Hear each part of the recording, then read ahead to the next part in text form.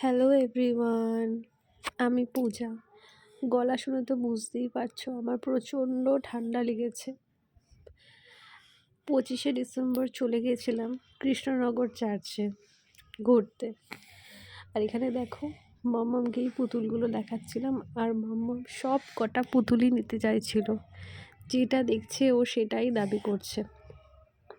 তবে ছোটোবেলায় মানুষ এরকমই করে, আমিও করতাম। আর এখানে দেখো কাকিমার সাথে একটু ভিডিও করে নিলাম, বেশ ভালোই কিন্তু মজা হচ্ছিল। আর এখানে দেখো আমার বোনকে কেন যেরকম তিরিং তিরিং করে লাফাতে শুরু করেছে আমি জানি না। সেদিনকে খুব ভিড় ছিল, আশেপাশে এত লোক, খুব ভালো লাগছিল কিন্তু আমার। সারাটা দিন এখানে কাটাতে বেশ ভালো লাগছিল। তারপরে খেয়ে নিলাম একটু গরম গরম কফি খেতে কিন্তু আমি খুব ভালোবাসি। তারপরে একটু ঘোরাঘুরি করেই বাড়ির পথে হাঁটা দিলাম।